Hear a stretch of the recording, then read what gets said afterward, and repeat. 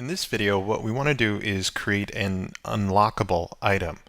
And to do this, what we're going to do is have a wall that our agent can't go through unless he collects a key. So we're actually looking at creating some collectibles and some unlockables here, which of course you can apply to many different features in games that you work on. But let's get started and create a very simple unlockable wall that our agent has to collect a key to get through. So the first things first, we want to add those pieces of artwork into our game. So if we go again back over to our Media tab, you'll notice that we have a piece of artwork here called Wall. So I'm just going to simply drag and drop that wall into my all tag.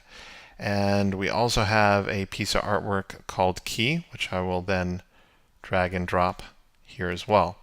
So let's open up that all tag, and let's just rename these. Looks like I already had that key actor in there for some reason. So let's rename these. This first actor, I'm just going to call that wall. And this second actor, I'm just going to call it simply key.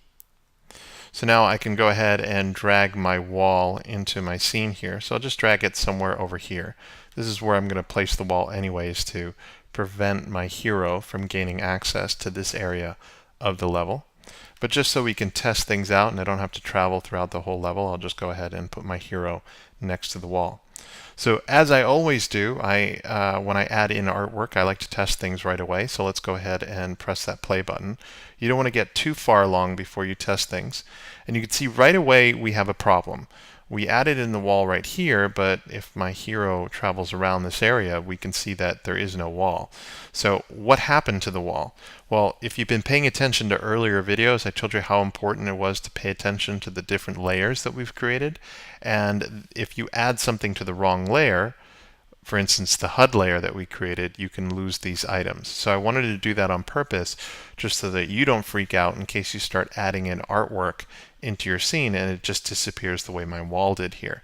So this is a great opportunity to go ahead and inspect that as well. So you can see if we go back to our layers here, we have our HUD layer and our background layer. And if we open this up, you can see that the wall is sitting in this area. So if you add things in now, make sure that they're added into this background layer and not the HUD layer. So I'm just going to keep that selected, and hopefully everything that we add from now on will end up in this background layer. But if you lose things, just go ahead and check and make sure they're not sitting in the HUD. They can be very easy to forget, which is why I keep pointing it out. So now that we have our wall in place, let's go ahead and preview this yet again. And now you can see that because the wall was removed from that HUD layer and is now in the background layer, we're seeing it perfectly fine. Well, we want our agent to be able to collide with this wall, so that's as simple as just dragging the wall into the collide tag. So you can see that we have this collide tag down here. So I'll just click and drag and drop the wall into that collide tag. And it doesn't actually remove the actor from this all tag, it just adds it to the collide tag. So now that that's added to our collide tag, let's see what happens. Our hero should be able to come in contact with the wall. Right now we only have the ground blocks and the wall added to the collide tag. So let's bump into it. So you can see our hero does bump into the wall, but then our wall goes shooting off into space. So to fix that is really simple. We're just going to simply click on the wall actor here, and we're going to click on the actor tab that we see here so that we can get to the wall's physics. So if we scroll down here, you can see at the very bottom we have this physics tab that we can open up. And what we want to do is we want to turn off movable. So we don't want the wall to be able to move. We want to turn on fixed rotation. And then while we're here, let's just go ahead and turn bounciness down to 0, because we don't want our main actor bouncing off that wall. So again, let's preview this. And now our actor does come in contact with that wall, which is exactly what we want. But we do want some way for our actor to get through this wall, and that's where the key comes into play. So we're just going to take the key, and again, I'm just adding things close by our main actor so that we don't have to travel the entire stage to test things. And you want to do this often as well. If you build a very complex stage and then you start creating things at the end of the stage that you want to test out, you essentially have to play your entire game just to get to that final stage. So try not to waste time when you're developing things. In the end, when everything's working perfectly, we can set up the stage the way that we want. So I'll just drag and drop the key here as well. The very first thing that we want to do with the key is we want to give the illusion that our main actor here has collected the key. And that's actually really simple to do with a simple destroy command. So I'm going to click on the key here inside our actor tab. If you don't have your backstage open, go ahead and open the backstage now. So we're working on the key actor. And we're just going to create a very simple rule. So I'll click the plus rule icon here. And in this first box, I'm going to type in the word collision. Select that. So when we have a collision with the agent, remember we're working on the key right now, what do we want to happen? So in the do section, I want to type in the word destroy and select that. So all I've basically said here is when you come in contact with the agent, then go ahead and destroy yourself. So let's go ahead and preview that and make sure it works. So our agent comes in contact with the key, and you can see the key, of course, disappears. But that doesn't do us much good because even though the key has disappeared, we still can get through our wall. So what we need to do is create an attribute that when you collect the key, that attribute changes from no to yes. And then this wall can pay attention to that attribute, and whenever that attribute is switched over to yes, the wall can then be destroyed by our main character. So what we want to do is click on this home icon that we see down here in the attributes. We want to create a brand new attribute. We have a few attributes that we created earlier, like score and alive. Again, we want to click on the plus icon, and we're going to use a text-based attribute. And we'll just call this key collect. And by default, we want to type in the word no, because our hero has not collected the key by default. Okay, so now we want to create some very simple programming inside our main character.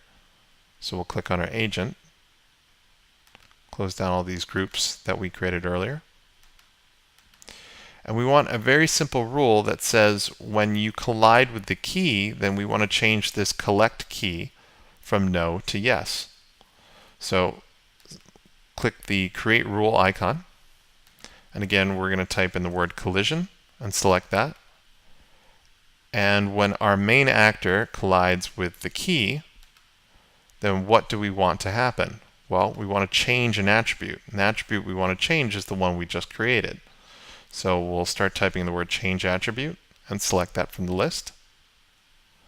And let's go ahead and find this attribute that we see here that we just created by clicking on this down arrow.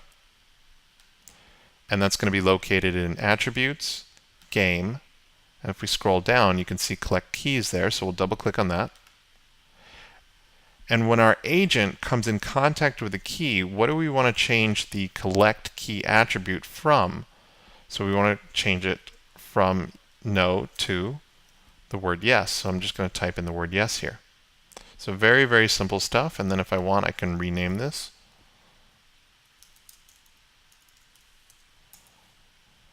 So that's what happens when we collect the key. So if I preview this now, our agent does collect the key. And when that happens, it does change that attribute from yes or from no to yes, but we still can't get through the wall. And that's because we now need the wall to pay attention to that attribute. So let's back up and select the wall. Again, we want to make sure our backstage is open. And now that we're inside the wall actor, let's set up a very simple rule. So we'll click New Rule. And the rule says this: when you collide, so type in the word collision, with the agent, so again, we're inside the wall, and when the wall comes in contact with the agent, then what do we want to happen? Well, we want you to destroy yourself. So in the do section, I'm going to type in the word destroy. Now, this is fine, but this isn't paying attention to that attribute. So this is where we set up one condition. So in this box here, the condition we want to set up is, we'll type the word attribute, and we want to select that attribute just as we did before. Collect key, we'll double click on that. And we'll switch this to is. and then we type in the word yes. So what programming have we created here? Let me explain this. So again, we're inside the wall actor, and we've said when you, the wall, come in contact with the agent, and the collect key attribute is set to yes, then you are then allowed to do this, which is destroy yourself. Which means if this is not true, meaning the collect key attribute is not set to yes, then this function here, this behavior, won't execute. So let's test that out now. So right now we know by default that that collect key attribute is set to no. So if we bump into the wall doesn't destroy itself. And that's because it's paying attention to that attribute. But if we were to collect the key, we're now switching that attribute over to yes, and we've told the wall that if you come in contact with the agent and that attribute is yes, go ahead and destroy yourself, which you can see the wall then does destroy. So that's how you create a very simple collectible item that then affects an unlockable item later in the level. And you can actually apply that over and over. It doesn't have to just be this very simple wall example that I've created here. But at the very least, you now know how to create a wall that our agent can't get through.